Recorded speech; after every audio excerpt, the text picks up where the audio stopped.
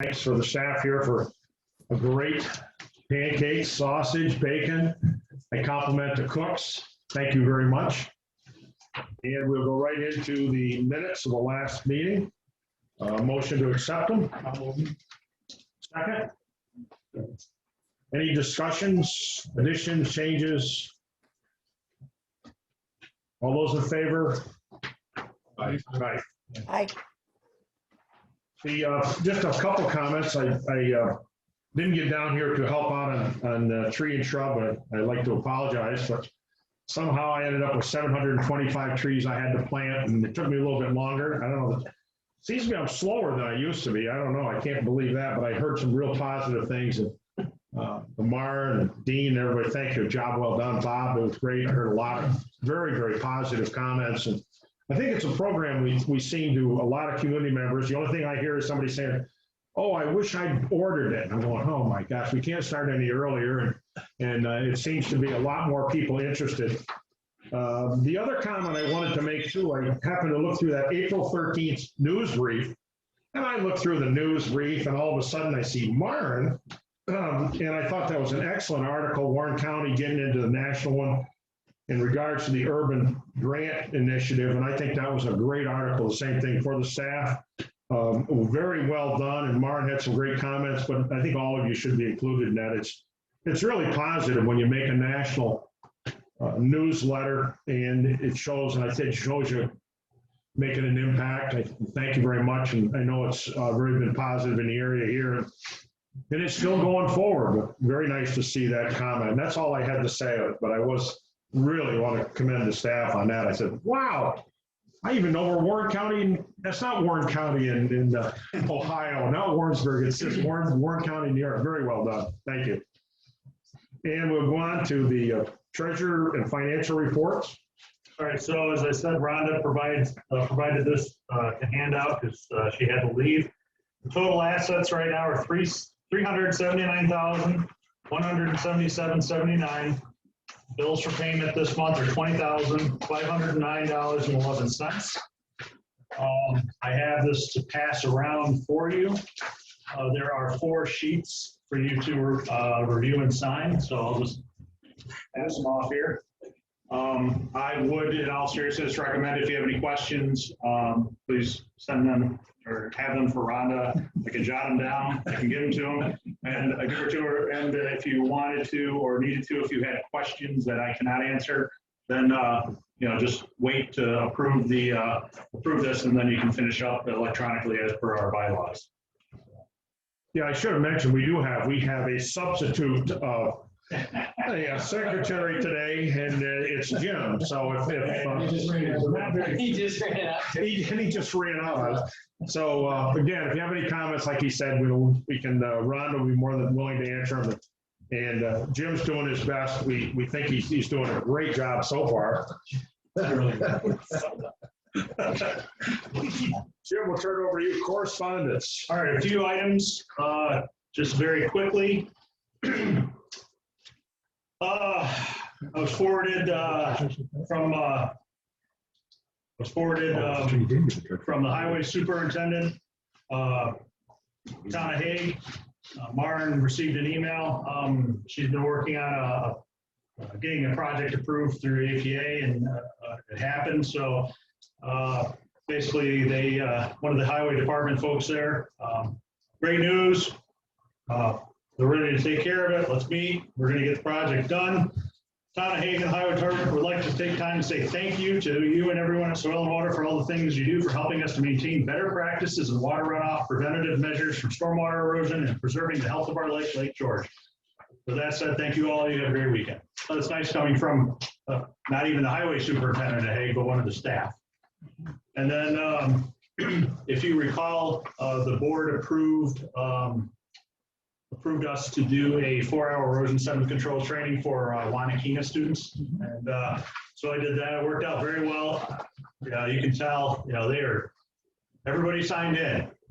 They all signed in with their name. It wasn't Tim's iPhone. Okay, who's on Tim's iPhone type of thing, as opposed to contractors and everything. These folks are really good.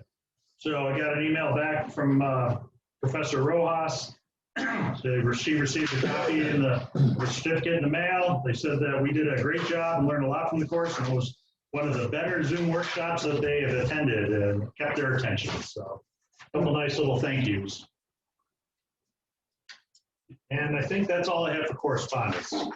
Yeah, we, I apologize too. We skipped over the treasurer and financial, and I know with Rhonda here. Did you have anything you wanted to add to that before we send it around? I do not know anything to add to it, to be honest. All right. I didn't want to leave you out. I feel like, But that's what I'm saying. If you had any questions, you could take a vote, or you could table it and then approve it afterwards. Or if you were satisfied with it, I will.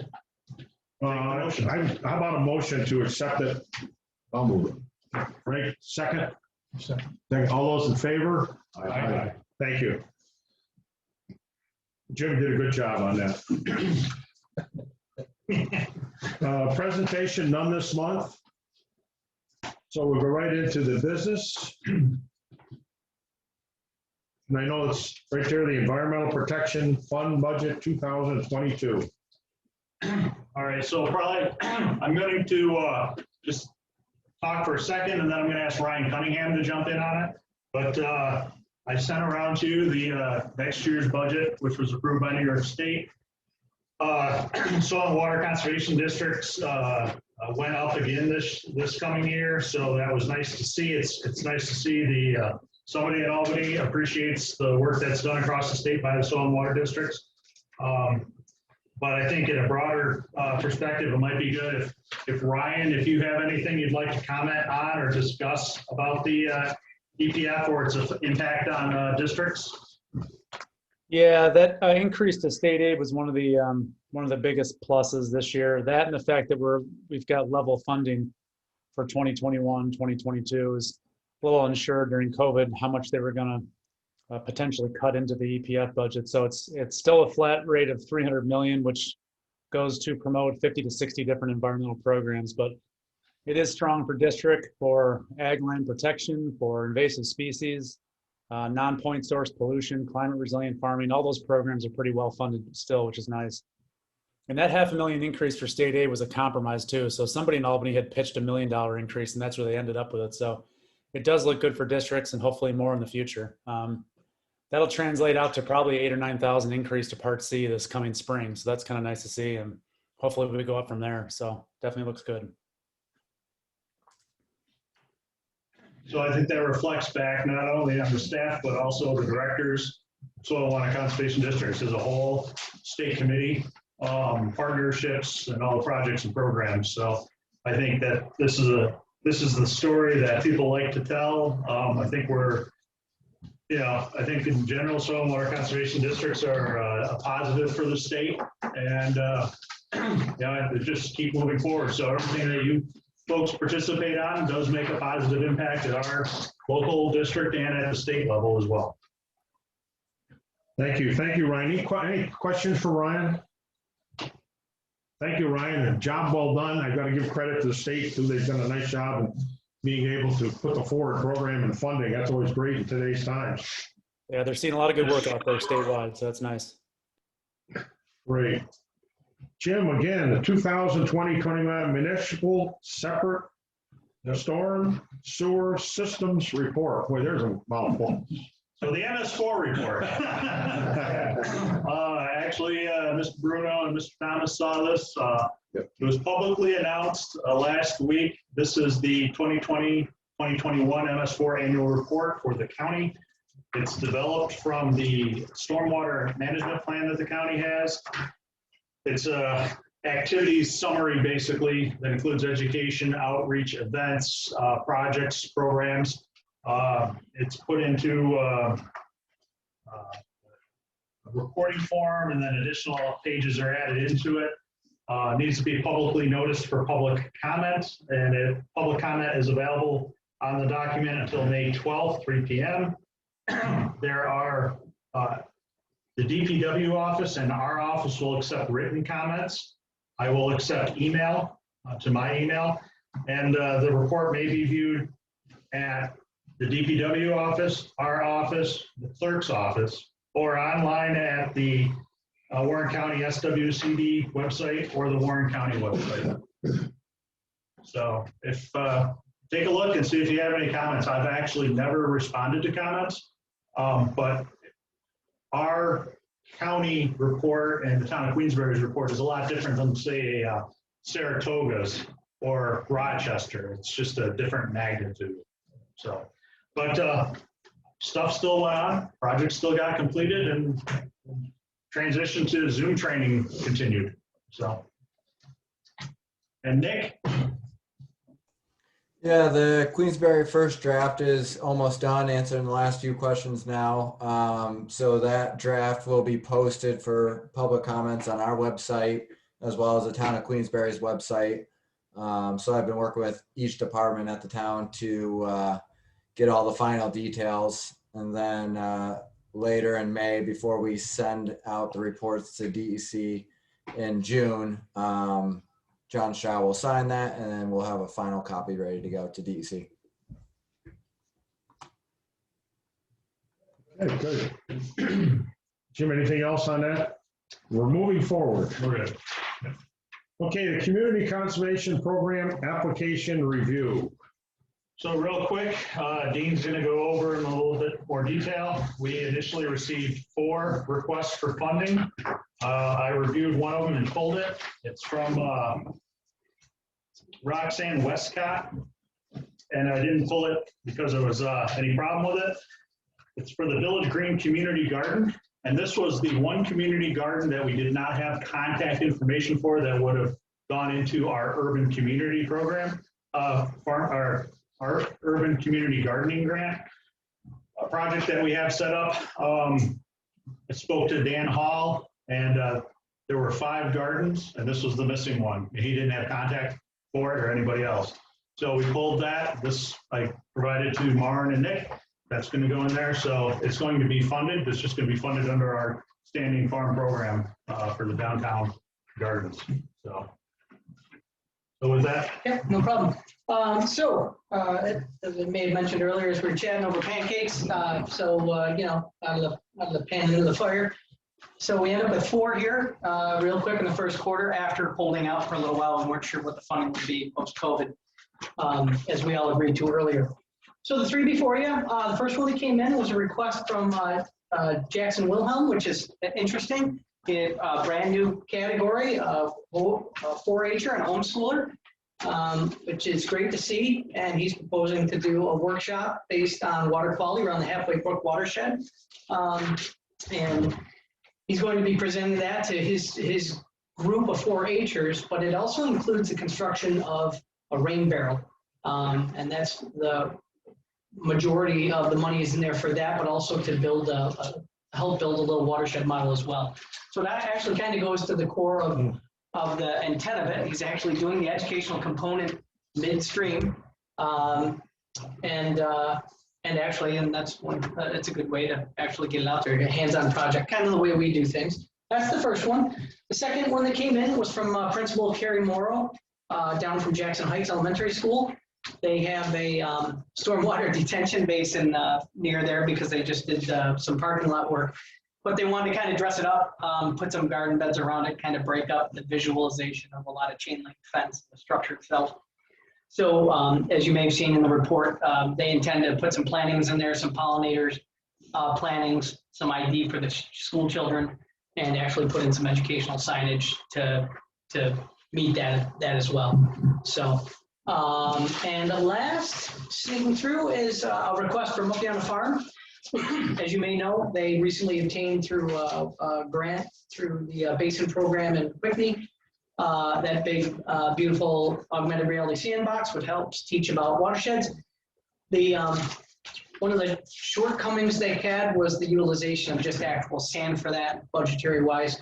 The ideal product is actually the Connect sand. If you've never seen it before with kids or grandkids or anything like that, it just doesn't break apart. It actually kind of sticks together. It forms up shapes. And that would go a long way for the structure that it's in. It's in a museum, nice historical museum.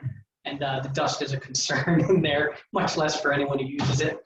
But anyways, that will go a long way for the education of watershed management, the whole purpose of getting that funded.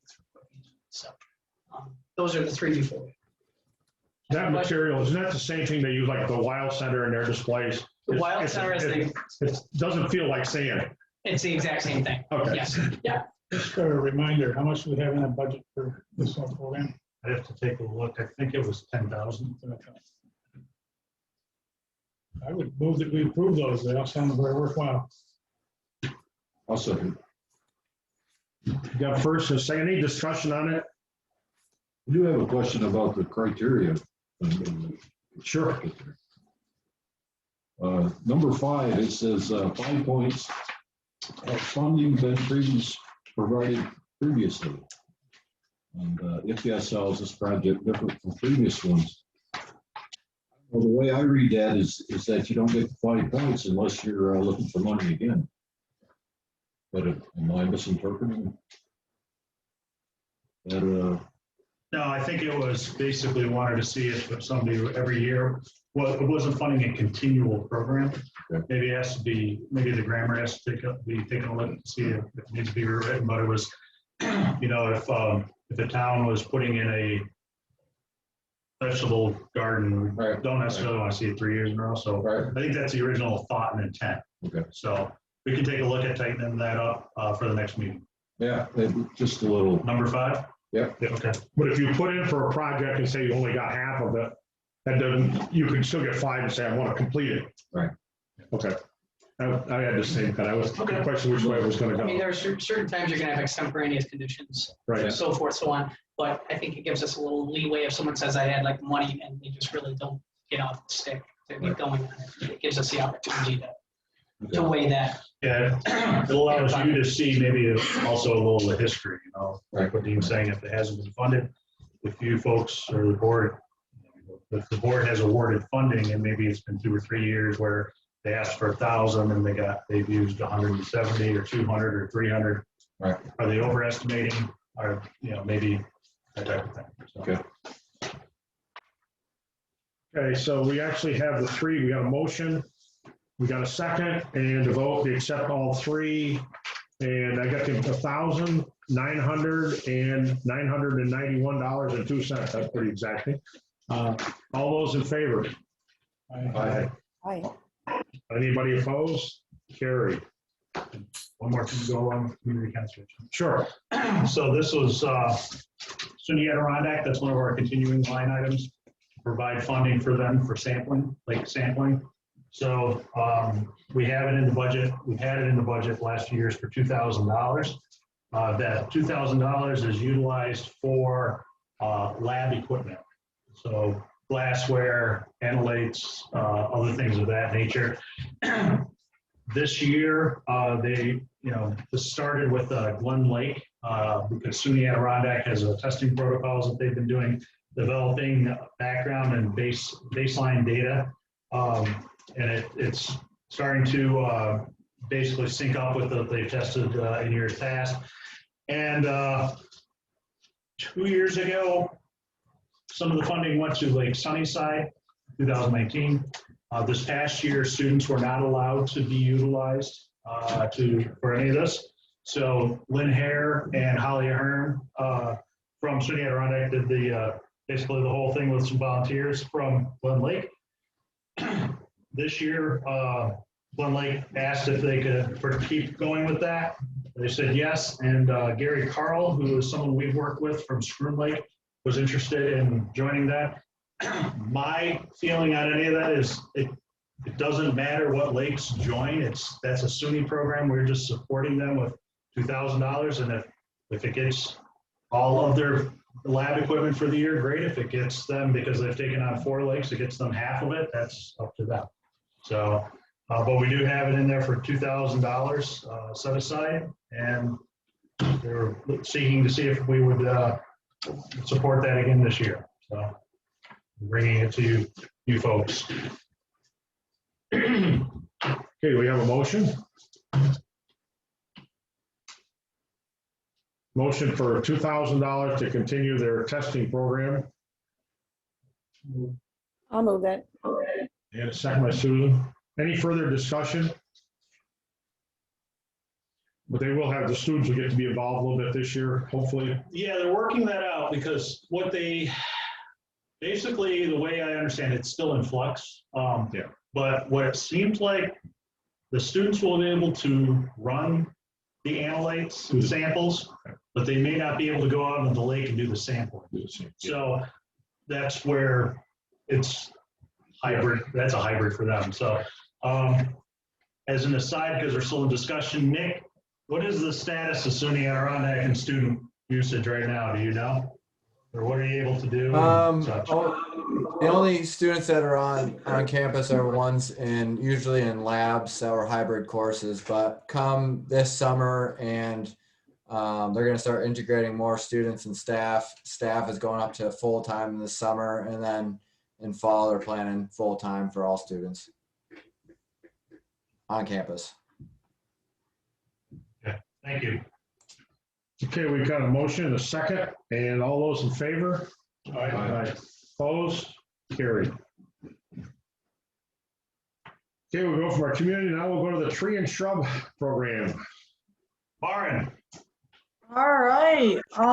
So I'm sure you guys heard the rumors. It was a crazy sale. Overall, I think people were thrilled. The staff really pulled through last week, and just everybody was downstairs helping us pack, because we had a whole total of 139 orders for this year's sale, which is a little bit up from what we usually do. And then in addition to that, we went back to kind of those old numbers for what we sold for extra, because last year we reduced it quite a bit with the pandemic. But we tried to encourage the community to come out on Friday and order extras. So what we had, Rhonda ran some numbers. We sold just under $4,000 in extras on Friday. And then we sold a total of 8,055 seedlings. So I only have about 1,000 seedlings left over, which is really good because we didn't ask for those. So we got about 1,700 extra trees that we didn't ask for. But we were able to sell some of those and some other stock that Dean had picked up from the Saratoga Tree Nursery. So overall, we would have sold out, and I have a feeling that the trees will be gone in the basement this week. And so that's, I think, a huge success. And, the staff should be patting themselves on the back for, getting those tree seedlings out there. So that was great. We also had Dan Steck and his assistant, John Alexander. They came out in the afternoon just to hang out with us and help pass out orders and talk to some of the community members who stopped by. So it was really nice to see them and catch up with them and know that they're supporting the district and our programs. So it was really nice to see. But yeah, overall, it was a great sale. Rachel, the intern, was a tremendous help as well. So we got to give her some credit. But yeah, I think next year it'll be just as popular, if not more. And yeah, just really good. So. Yeah, I can just comment, those trees from Meadowview, and I had a lot of Canaan firs. They were excellent trees. I didn't find any seedlings were bad. They were excellent. I'm sorry when I came down and harassed you, but I wasn't much of a help, Thank goodness you had an assistant. Well, Mark, there's a whole, I think, let's see, we got quite a few of the Canaan firs in the basement if you want to help. Oh, geez. Thank you very much. It was really very popular, too. Yeah. I was on my way by Friday morning. I was going to stop, see how it was going. It was too crazy here. I didn't want to stop. There was so much traffic going in and out. I said, forget that. I drove right back to the bench. Yeah, if you can picture all of us racing across the lawn between the pole barn and the main building, we probably all did it over, 50 times. It was exhausting. Yeah, I was there, and I was seriously thinking of coming down and see if I had any volunteers to say, listen, I can have a demonstration of how to plant them and give everybody a planting bar. But, I did not That have would any. be perfect. Well, thank you very much. That was great. Next year, have them advertise it, but we We'll don't have it, yeah, we'll have it. available. If you want to know how to plant. 2022. All right, we'll go right into the county tree dedication. I know it's got some great publicity on it. Yeah, so received a call from Don Lehman from the county asking about the district providing some assistance for planting of a tree to recognize the first passing of an individual last year due to COVID. It quickly came together. Basically, Martin and I just kind of talked about, basically, here's 2 species that we would recommend for you, and then don't worry about the tree. We can get it up, from our supplier Bob's, because they have us as a wholesaler, so that's nice.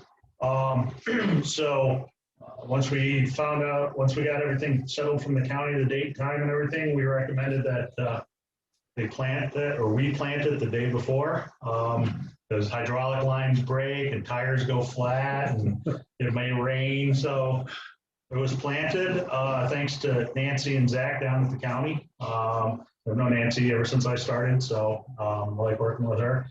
And we got it in the ground, and the next day there were probably 65, 70 people there. Yep. It was not open to the general public due to still the COVID restrictions. But it was nice to see. Nice kind words from everybody. I think it was well done. I didn't realize how loud it was there actually because of the Northway. Yeah. And it's amazing how loud it is because all the tractor trailers start jake braking and downshifting right there. And I had trouble hearing a couple people, and we weren't that far away. But maybe Dan or Frank would like to say something about it. No, it was a nice ceremony, put together a good program. Mhm. Nice looking tree. Yeah. There's quite a few people there. It was nice. I agree. It was very well done, and it's a permanent memorial. Mhm. A lot of people come by looking at it, et cetera. Very well done. And, for all those people who were gone, and Right. that's a great thing. With regard to the tree. Yeah. Yeah, and we did actually discuss with a couple of the folks there who they're interested in maybe turning that into more of a little arboretum area. Yeah. And I got the discussion going about the front again for green infrastructure. And so other positive things came out about it, but it was a nice ceremony, I think, and worked out well. So they thanked us quite a bit. It was like, it's not necessary. We're happy to do this. But we did get thanked by quite a few people while we were down there. So. Well done. Very good. Well done. Very good. We go right from there to Arbor Day. Turn it back to Marin. Okay, more tree, status stuff. All right, so we had, I think, a really good turnout for the folks who wanted to do Arbor Day programs. A few of the people who had planned to do them last year with us reached out. So we're going to do those programs, but so far, or overall, we're doing 9 total programs. So I had one, we're doing one for Queensbury Middle School, Johnsburg Central School, the Warren County Parks and Rec Group, Crandall Park Beautification Committee, St. Mary's Alphonsus Regional Catholic School, and that's a new group for us. We're going to do one with the town of Stony Creek on Friday evening, if anybody is available. That's at 6. We're also doing a tree dedication for Ron Montesi with the town of Queensbury. We're doing Warrensburg Beautification Committee, and Up Yonder Farm will be taking a tree. So overall, it was a great number of people who asked to do them, and all of them will have, short little programs and do the planting with us. We were able to upsize some of the trees to ball and burlap and mix up some of the species this year. Queensbury Middle School usually does 2 trees with us, so we hit 2 different school groups for that day. But yeah, overall, it's been, I think, a really successful program over the last 3 years. I think this is its 4th year, and I think it's grown a lot and the word's gotten out, and we'll continue to do it. So. Great. Seems like you're really busy. Let's fall Yeah. community garden. So this was what this refers back to what I mentioned about from Roxanne Westcott. Glens Falls Community Garden stems from a discussion that Nick and I had with Lee Braggs down in Glens Falls. And started with Nick had found or was basically brought to a garden that one of the communities had, and then they were displaced. And so we were talking to Lee about some improvements. I mentioned it to the mayor. The mayor asked if we could include all of the community gardens in Glens Falls, and we said, sure, that'd be great. The whole food security, connectivity, and also wouldn't it be nice if we could maybe if things open up, have an evening with anybody who's interested in Glens Falls to come up to SUNY Adirondack and see what they have available and what's right there locally. So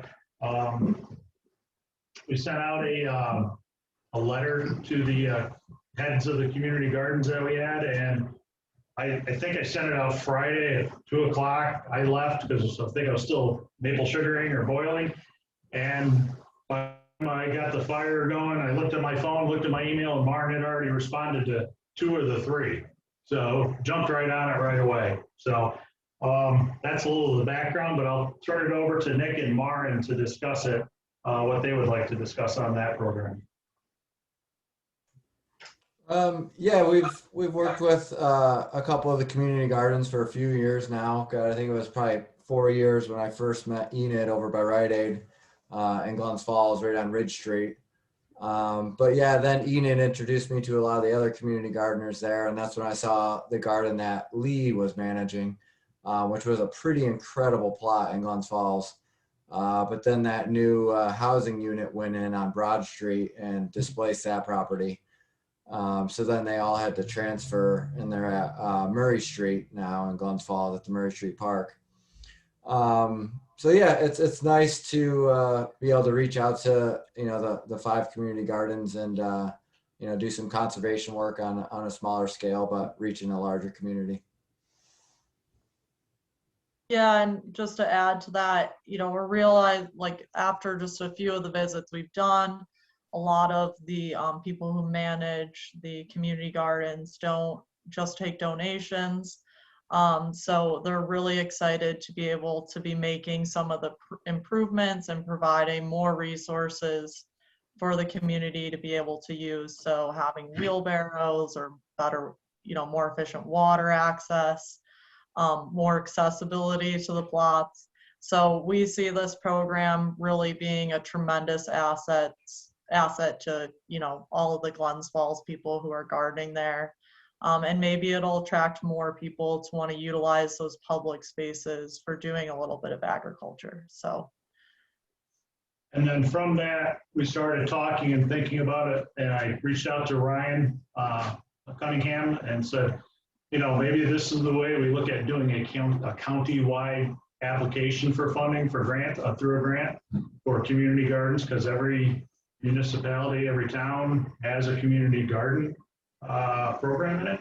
So why not, and this will allow us to get an inventory. Probably the most diverse is in Glens Falls because there's 5 of them.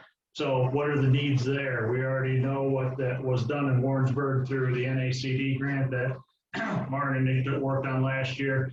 We know through community conservation, worked with Frank over in Stony Creek, his person there. But we know there are other community gardens out there. So maybe we can link it all together, put in a nice funding application. And Ryan gave us an idea of where to go to look at a couple things. And it could be everything from the, a food security connection, I want to say green and organic, things like that. So I think there's a wide breadth of opportunity of what we can look at for funding for that. And I think it would be it'd be a good grant to try to achieve, to get the, not just short-term things like they were mentioning with, they want to buy lumber to build raised beds, but long-term positive benefits, hedgerow cropping, pollinator hedgerows, things like that. So I just wanted to throw that out to let you know what we're thinking of and looking at. And, you know, if you have any questions or comments, we'd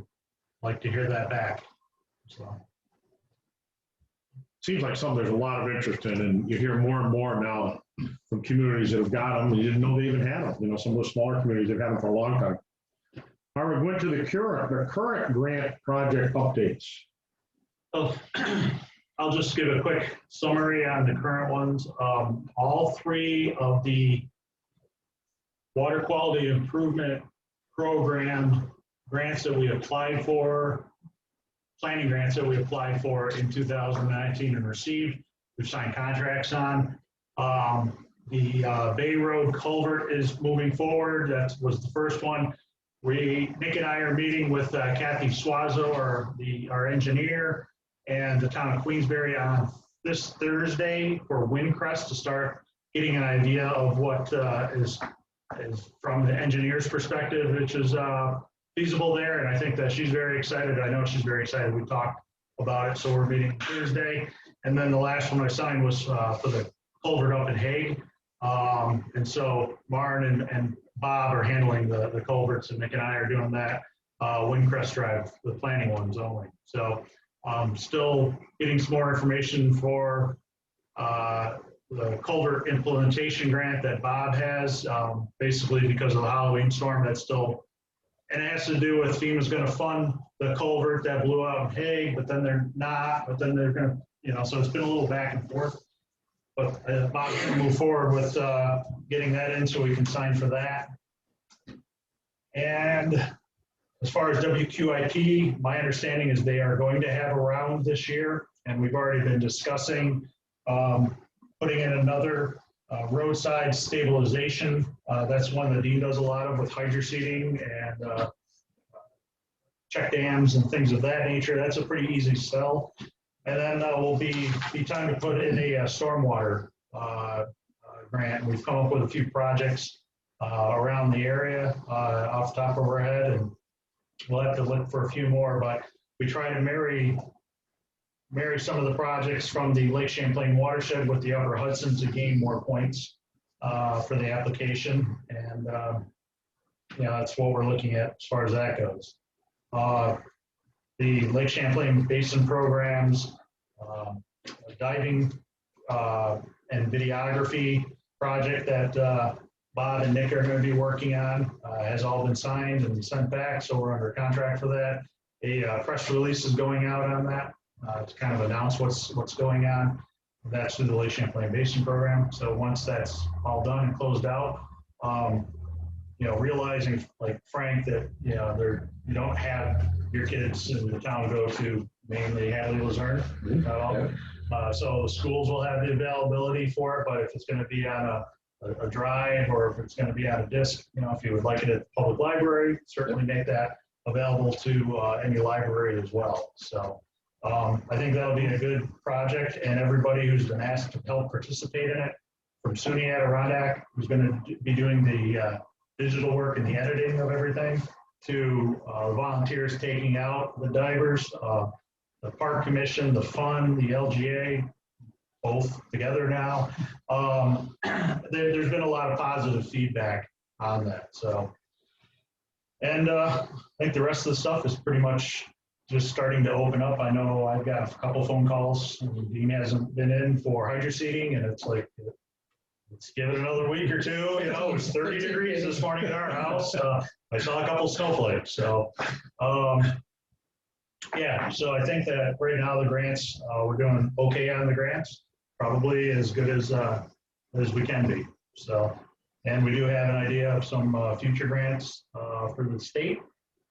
And also, Nick and I have talked, I might be a bit more optimistic, but I would like to have the Windcrest planning done and then apply to the Lake Champlain Basin program specifically for that. I think that we'd be able to get a grant for that fairly, not easily, because they're pretty hard competition, but would score well. It's in the upper headwaters of the Champlain watershed. So, and there'll be an engineered design. So. Yeah, there is rumors that summer is coming. I'm just not too sure. And it's somewhere down the line, so, It could be August next week. Okay, board of directors reports. Any directors got any comments? I know, Frank, you're always busy. Neil, you're always busy. Yeah. Anybody have anything else? All right, I know you have some other things to cover. So let me, so I'd like to introduce Mark, has met her. This is Rachel de Benedictis. So she's from currently, what would you say, it's your off semester? Yeah, they call it the away semester for the arch program. Okay, I want you to say hi and well, say a little bit about yourself. I gave her the heads up, so. Hi, I'm Rachel. I'm currently a junior at RPI studying geology. And I just want to kind of come here and get some experience outside of the classroom field, learn about the field of conservation, environmental conservation. And so far it's been a really great experience. I'm enjoying it. Welcome.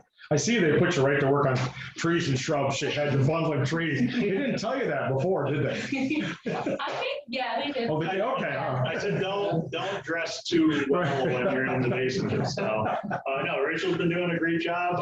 Whatever we've asked her to do, she's done. And asked her about a few other things, looking at the geology, maybe building, getting together, started with a little geology page of Warren County for our website, things like that. So, no, we thank her for her time, and she's here for a while longer. And How long are you here for? The end of May, I think. so, but I think it's been working out well. She's really helped out when we were busy for the couple of weeks. She was able to step in and do a lot of the tree and shrub stuff and the education stuff. I think that would be a great addition. You said a little background on the geology. Yes, I like that idea. No pressure. No pressure. Anything would be appreciated. So I just wanted to meet her and see who was here with us. So Thank you. So I see you again. Nice to meet you. that's Rachel. Couple little things here. I'm going to be meeting with Kevin Hajos and I believe the new Jeff Rogers, I believe is his name, facilitator, county facilities. Scott. I want to call him Jeff. I don't know why. I want to call him Steve Rogers, who's Captain America. I know that's not right. So we're going to sit down. I've already talked to Kevin about having him come over, and then we can do a walk around of the building, the full barn, and because he's willing to put together a list for improvements and things like that. We were supposed to do it last year, but with COVID and nobody knew what funding was or anything, but we need to get it on paper to get things moving. And if it's something that we can do, he's like, if you guys can paint this, we'll do this. Okay, I don't have a problem with that. It's just when we don't have a plan, it's kind of hard to know what to shoot for. So I would say that if any of the board members, and especially those on the county board, were interested in being privy to all that at the time, let me know. So, Sure. So let me know. All right, we're thinking of having a pizza summit here. It works. So just real quick, Bob Bombard, if I heard you correctly, you were talking of possible getting out. It probably isn't going to be this week, but shortly to start the Glens Falls sampling program. Yeah, actually, I have that Wednesday penciled in to do it. So And we're getting quite a few landowner assists going already this month. I had my first one in my 9 years here for taking a pond out in Queensbury. Someone has a little trout pond down there and he wants to remove it. So that's a first for me. And trying to figure out the permitting for removing a trout pond. I Oh, don't know what to say. Well, you can see, the reason is, if I remember correctly, is they were concerned with their grandchildren falling in it, and there's some concrete walls in there. Yeah, it's a concrete pond that takes water right from a AA stream, and they don't personally raise it. It's been on the property for as long as they have owned it, and they're looking to remove it. So I didn't think there'd be all sorts of permitting for something like that, but there is. So Okay, thanks, Bob. So we're working our way through that one. So the one thing is, if anybody is interested this year, if things still look good and anybody's interested in going out, Mike did that a couple of years ago, out with Bob to do a day or part of a day sampling to check out some of the areas. Please contact Bob directly and go out with him. So. Yep, this is sampling for the Glen Falls water supply. Yes. And 9 sample sites, and usually about the last Thursday of the month, somewhere in that week. The last Thursday or second to the last Thursday is when we generally do it each month. So the way to do it too is call in the office and see what day I've scheduled. Because so far it's been a sunny day every time I've done it. Whereas Dean and Marn, it's been drenchers. So, all right, Nick, would you like to update them on the good news for Blackberry? Yeah, so Bob Brody at Blackberry Hill Farm in Thurman, I sent out that Adirondack Council small farm grants, and he wanted to write one up, and we were shooting back some ideas of things he kind of needs on his farm that would also fit into kind of the climate resiliency category that it was in. And so he filled out quite a bit of it, and then he sent it over to me and said, "Hey, Nick, fancy this up, would you?" So I helped him hone some of the questions and kind of answer them with what we've been working on in our conservation plans for him. So it came down to portable solar fencing so that he could rotate his beef cows on his property easier. And he got the grant, which is great. So Adirondack Council did a press release, and he got $1,500 to go towards his solar fencing for his rotational grazing. So it was nice to see. So we're 2 for 2 with Bob on grants. So he's very happy with that, because he says Essex County has a special grant writer up there. That's why they get all the grants. I said, well, we're coming at him with Warren County now. And then that's all the extra projects that I have, but obviously we didn't do our reports this month, so you want to formally go through it? yeah, I was gonna say, you can give it highlights of what you think is important. Start with you. Okay, so I did assist with tree and shrub, full disclosure. I abandoned them fully on Friday. It was not even in the county, and it did not bother me in the least. So great job. It probably turned out much better than if I was here. But I did have pleasure. I do enjoy packing the orders. It's after doing it for 20 some years, you get to know some of the people's names over and over, and it's interesting to see. And generally, with the exception of the Christmas tree growers, the numbers drop every year because they learn that they want to put in 100. Next year it's 80, and then it's 60, and then it's 40. So, but no, that I did that. A lot of time was spent on the MS4 report, the community garden information, or developing with that. I actually ended up having 8 site visits last month. 2 in Queensbury, 2 in Glens Falls, 2 in Johnsburg, 1 in Chester, and 1 in the town of Lake George. And then there were a few other stops. So that's when people ask me, are you folks busy? Are you guys busy? Absolutely. No, I don't think we've been less busy since COVID started. We did have a sit down, Dean, Marn, and I, about Loon Lake, which is our Part B project. I started some GIS work.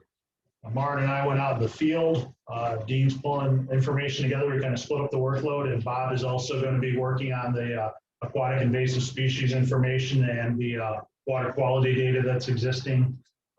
So hopefully by August, we have a good draft put together, and then John, Nick, and Craig and this board will be able to take a look at it and go on from there. And were any of you on the Forest Pest Symposium last Thursday? Okay. So Hamilton County Soil and Water put it together. Caitlin Stewart, and if you know Caitlin, she's awesome. Yeah, I mean, she's great to work with, very enthusiastic. Might even be one step more enthusiastic than Dean. I don't know how it's possible. But, you know, two kids and 2 dogs wear you out a little bit more. But she asked us to do that. Of course, it was the day before tree and shrub, so I said, all right, I'll do it. Maren would be a good one to have done it, but she needed to concentrate on tree and shrub. So just 15 minutes, but they recorded the presentation. It was from 8:30 to 12:30, 1 o'clock, and it was very well done. And it talked about, the nice thing was it wasn't all doom and gloom. There were a lot of positives came out of it just in the last couple months. You know, they're not just looking at chemical treatments for hemlock woolly diligent. There have been some discoveries, and I know Mark and I have talked for both hemlock and for emerald ash borer that there are some native insects from the Pacific Northwest that will control the populations of those 2 critters. The big problem is they're slow breeders, but there's some hope. So you may not be as bad as we thought. They also talked about the hemlock woolly diligent. They believe in the Adirondacks that it's going to impact us, but it may not impact us as much. What they're hoping is that with the invasive species folks from the DEC, that one year you might have the hemlock woolly diligent come in, and then with a bad winter, it's going to knock them back, and it's going to feel like 1 step forward, 2 steps back. And that's great, but I kind of liken that to falling in the water, and you come up for air and then go back, and maybe you come up, but not quite as much, to that point. But there is some positives out there, which was really nice to hear. There's a lot of eyes out there. There's a lot of effort out there. And a lot of people are willing to take a look at a comprehensive integrated pest management. So no chemical and not all chemical, but let's use some common sense here and see what we can do. So that was very well done. And when I get the link, I'll just send you the link. And if you're interested in watching it, skimming through, I think that would be good. Did they address the spotted lantern plan? Yes, they did. I think most of you have heard of the spotted lanternfly. It came in on, they believe, some lumber from China. So 5-8 years ago, I believe it was, into Pennsylvania. That's where it was originally introduced. It will, it's kind of funny. It's like the good news, bad news on it. The good news is it really goes after like a really bad invasive tree. It's the Atlantis tree of heaven. There's a few scattered ones here and there. Used to be one at Upyondo when Dean and I were there, and it's died. But it's down in Glens Falls and Saratoga. It's got long sumac-like leaves and soft wood. If you break the wood, we always call it the peanut butter tree because it smells like peanut butter, and it loves that. But the problem is it also loves hops and grapes and berries and basically any other tree. And they confirmed that basically everywhere in the Northeast it will survive. So it will survive in High Peaks, it will survive here. So they're fully on watch for that. So I know Maren has some old fact sheets on that, and we might even have it on our website. So I'll ask her to send it around to you folks so you can see it. It's a good looking insect. It's very pretty looking. But keep your eyes open. It's kind of like the old 1950s movie Them. They're out there, So, but they did cover that. Those were basically the 3 insects that they covered. So, upcoming for me, I know at least 1 or 2 of you are signed up for the 2-hour stream training on Wednesday evening. So we went from 20 people on Thursday to 34 today, so that's good. I'm going to sign up too. Okay. Feel free to eat. That's, I mean, there is, when you're doing it virtually, what good time is there? I just picked 5:30 to 7:30, and hopefully to get a broader audience than just highway superintendents. So we've been doing 4-hour trainings, and we've been very successful with those. We have one tomorrow. I think there's 19 people signed up. I think it's kind of peaked, but we are also doing, we had to split it for the convenience for them. But West Point has asked us to, so we're doing 2 smaller ones for West Point. Sure, that's great. They've, as Nick points out, they have figured out how to pay us, whereas the EPA cannot. So in some form, they actually sent me an agreement. Mike might have seen things like this for a vendor. I don't understand what it says. I really don't. I sent it to Robert Terwilliger, the assistant county attorney, because it has to do with the John McCain Defense Act, and I don't know what I'm signing. So, hazard mitigation, I have a meeting on Friday with Anne Marie Mason. We had a discussion with Ryan Moore also, and we're going to be meeting virtually via Zoom with the state. I'll have more information for you on that next month. Helping out with Arbor Days when necessary, and I already mentioned Windcrest. So that's what I have. And usually, Dan, I don't know if you've ever seen where we don't have a report, but there's a month or 2 out of the year when it's just crazy. So we apologize, but turn it over to Bob. Bob, anything to report from your monthly work? We'll go right down the agenda. No, not really. Like I said earlier, we're starting to get some landowner assists coming in. I do have a couple of Zoom meetings this week with APIP. They've got a new aquatic invasive specialist coming in, and for some reason he wants to talk to me. We did that Friday, and then there's a regional meeting for it that I'm involved with. Trying to keep moving on the grants. That's about it. And we are waiting for an edit to our press release. Don sent me a nice note saying it was a good first attempt, and then he changed it completely. So I'm not sure it was actually. I think he was just being polite. That's okay. We'll take it. So we just have to get that sent out, and we're ready to go. Okay. Bob's so modest. We had a great seawall meeting this morning with a landowner down there in the Hudson. Handled exquisitely perfect. And we scared him as soon as we knew that Bob talked and laughed a lot about the critters in the water. So I think it was good. We'll be back though. From my perspective, I can jump down the regular stuff, but first and foremost, we have, yes. He's trying to show up Caitlin, right? Yeah, I am trying to show Caitlin. It's Caitlin, sure, whatever you want. I got epic stuff on my agenda, Caitlin, so sit down. Next week, May 5th, Wednesday, we're gonna hold our 23rd Envirothon.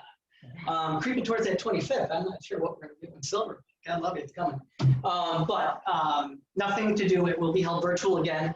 But I do want to say that our attendance has doubled, even though it's virtual, which is great. Teachers have adjusted. They're no longer in the freak out stage of getting starts COVID. So we actually have 40 students involved, which represents 8 teams. We'll have 44 participants with chaperones. When they're all said and done, we figure out who's going on. They'll head off to the state virtual Envirothon as well. And if they do well at that, we do have New York State teams in place that go all the way up to the national Envirothon. But next Wednesday, our teams will be, we've got 1 from Glens Falls, 3 from North Warren, 2 from Warrensburg, and 2 from Boise. So good to know. And no, nothing, no trash talk. All the teachers from all our school districts have been here.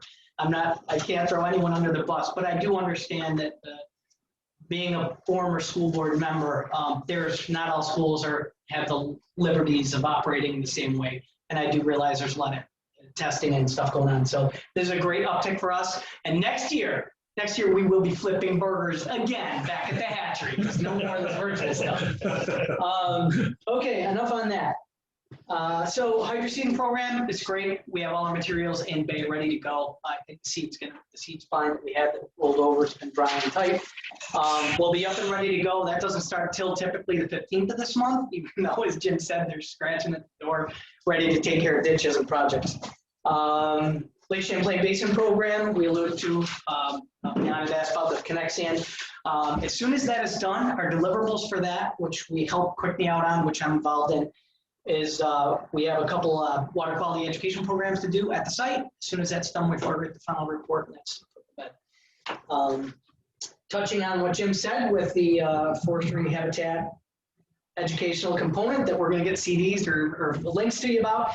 Our hemlock awareness program, which tags along with tree and shrub, went very well. 7 out of our 10 showed up. 3 we'll take care of. They'll get in. We'll get them their white cedars for the hemlock program, which several had asked, including some of our own. And the whole point was actually, I know we couldn't get hemlocks this year, but the point is to engage folks, get them some trees, let them get out on the property. I know you're planting a spruce, which is similar in habitat, but go take a look at your hemlocks as well. Very well received by everyone. I know it's only 10, but it is an awareness educational program, and it's very well received. And let's see here. I should be tagging along eventually with some conversation. As Jim alluded, they'll be talking with Kazak Swazo about projects, our engineer. We do have lined up 3 hydrants, a couple in Chestertown, 1 in Bolton. So that'll be, a few of those are going to get knocked off the list. It's kind of been hit and miss, 1 a year for the last couple, just because of the change in signature authority. And let's see here, last couple things, that's done, that's done. Last one was we recruited a young volunteer from Warrenburg High School, and young man, Ridge Russo, very polite child. I told him, he came in and I said, you know, what we can do, I think, is if you fill out the volunteer agreement, we'll get you out with Bob one day talking in Latin to bugs underwater. Nick and Mark will take you out to a farm. We'll talk about some agricultural techniques, and I'll take you out hydro seeding. I told him it was a very informal, you know, come on, we'll get you some time out in the field. You can express that on your resume down the road. He walked in my door with a beautiful resume, letters of reference. I said, you do remember this was not a paid position, young man. Yeah. So there is hope. God love the youth of America. I know I just let one graduate from high school, but, and I'll say just in closing, I'm sorry. Sorry, Caitlin, have a good day, Caitlin. But my point of it all was, and it is with Envirothon, in that, you know, it's a great opportunity to get young kids and get them involved, and to actually see that we have really good candidates here locally to get involved, much less around Envirothon. It's just it's a really good thing. So that is it, unless you have questions. Thank you for inspiring. There you go. Mr. Rowell. Sorry. Yeah, things are going well. It's been a busy month. My 3 big stormwater projects I have planned for this summer, I have pre-construction meetings for all 3, which is great. So the Trinity Rock Road with the town of Lake George is planned to start in June. The Bay Ridge Firehouse Stormwater Project with the Warren County DPW is planning for July. And then the Lake George Transfer Station, which I'm working with the town and village on because it's the most confusing town-village location on the map. But they are both going to do a chunk of that project, and it's going to split up into thirds. So they're going to do it throughout summer in 3 different stages, which is nice. So the town and village will be working on that one. And then other than that, our tree planter has been delivered to Jared Woodcock. So that's going to, we're going to set up a day where that tree, he comes and delivers the tree planter to us, and do a little training on how to maintain it, how to use it, how to properly plant trees with it. So we can start doing some larger projects of planting, you know, a few thousand trees in a day instead of just a couple hundred. So that'll be nice. That was donated from Ruth Lamb. So that should be coming pretty soon. And then other than that, I had another soil health specialist training this month that went really well. We talked about some adaptive nitrogen management, reduced tillage and vegetable and grain systems. So that program's going well. And that's about it for me. Thanks, Dave. Mark? All right. So there were 2 things I wanted to mention. First off, this last month has gone by with a blur. I really couldn't tell you some of the site visits I've been on, but it's been yeah, similar to everybody else, Jim and I did some forestry site visits for some new landowners and just all sorts of stuff, you name it. Mark, it was this month that we went to the Sugar House over in Thurman to Valley Road Yes. Maple. Did you get a chance to touch on that, or you want me to talk about No, I it? didn't, no, go ahead. I didn't even mention it. Yeah, it's hard to believe because it was during this month, which is crazy. It feels like weeks ago. But Mark and I went over to Valley Road Maple in Thurman and met up with the two owners there and some of the staff. And we just had a tremendous day. We went through the whole sugaring operation that they have. They have the reverse osmosis system and a really big system all set up. And it was just a blast. We toured the whole sugar bush, saw bear claw, tree marks on the trees. And it was just great to work with them. And I think they're interested with partnering with the district on doing some improvements to their access roads on the property to better get around. So we might be doing some AIM implementation with them moving forward. But it was really nice to see, a different side of ag and more focused on the forest products. And, it was nice visiting. We did Jim's farm as well. I did that a few weeks earlier. Same with Ben Thomas, just Tim Thomas's son. And those are a little bit smaller operations. But it was nice to really learn about this large scale sugar bush and what these guys have been experts at for years. So I wanted to touch on that. And then the other big ticket item for this month was Peter Steck, which is Dan Steck's son, is putting in a memorial garden on the Warren County Bikeway to commemorate the victims of COVID this past year. So Jim and I went out and assisted him with some planting recommendations and are just kind of on the sidelines to help out the county so that the memorial garden is just, low maintenance, but, still has that native beautification side to it. But it's really nice to work with Peter because this whole project is centered around him getting his Eagle Scout. And so it's nice to be working with somebody young who's ambitious and cares about conservation and just bringing in that community aspect. So, yeah, but that's it for me. Yeah, one thing I wanted to comment, Mark, was it true it was easier doing tree and shrubs with Jim gone? You can't It answer that. really was. No problem with that. No, it actually wasn't. We had people lining up like at least 45 minutes before the sale. We didn't have the trees out yet. So really, I'm starting to realize that next year I need as many hands as I can get. So I'm probably going to be, calling out some board members to be there, working off the sweat, talking about trees. Maybe a Christmas tree farmer, Yeah, it was very overwhelming. But like I said, the staff was awesome. Everybody really stepped up and made it the perfect sale. And I think the community is just really happy. So. Yeah, I have to agree with Tim. Anybody that drove by here probably wanted to know what are all the cars and people here? They having a picnic or what? It was busy. Yep. The last, Ryan. Sure, yeah, thanks.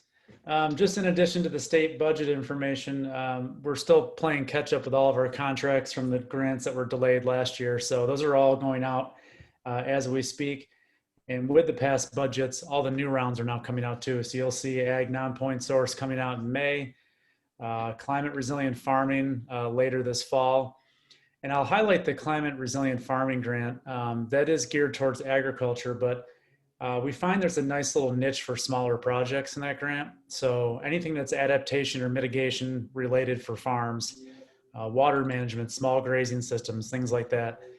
definitely take a look at that when that comes out, because I think it's nice for some counties that have, other than the CAFO-sized farms, so smaller farms that might fit those niche projects. And I think that they're far enough behind this year that they might issue a double grant on that. So you'll see twice as much money as you normally would see. So it'd be worth taking a look. Otherwise, our AEM base, which I know you guys participate in there, that new round, all the instructions will be out this summer. So you'll be applying for that hopefully later this fall. So take a look at that too. Along with your farm planning, there will be an option there for $100,000 of non-competitive money to put towards small agricultural water quality improvement projects. So that's a nice addition too. Farms that don't traditionally fit into grant programs or may not rank high enough, this is a nice targeted pot of money for that, which is nice. And lastly, I just saw an email come through that said the state fair is on for later this summer. So that's a positive improvement from last summer. They might have capacity limits, but looks like they're back on track for ag programs and things of that nature out there this summer. So that's cool. Otherwise, that's it for me. And I'm always around if anybody needs anything, board training, want to run ideas by me, grant opportunities, just give me a call. I guess one last item that I would add that I forgot, I'm actually taking Cornell's Master Forest Owner program. If you've never gone through it, they're doing it virtually. Usually it's in person over a weekend. It's broken up. It's I think 7 Tuesdays for an hour via Zoom, and then there's going to be in the field type of thing.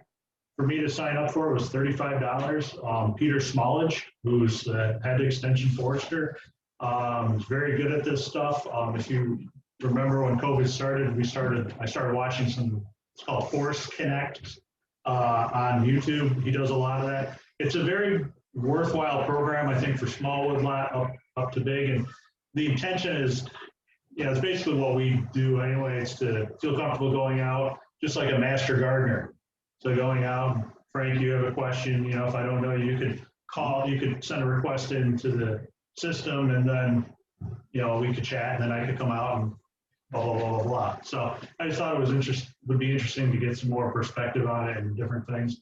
And it's good also that I've seen what they've been discussing, or things that like Dean and Martin and I, when we go out, we do already, and just kind of affirms what we're doing outside of Cornell, anyway. So, but it's worth checking out if you have the opportunity. So the Master Forest Owner, MFO. Anything else? Not for us. All right, I guess, there's any comments on board? Anybody else have any comments or needs? Or all right, we'll have a motion to adjourn the meeting. Second? All those in favor? Aye. Thank you. Thanks, Susan. Thank you.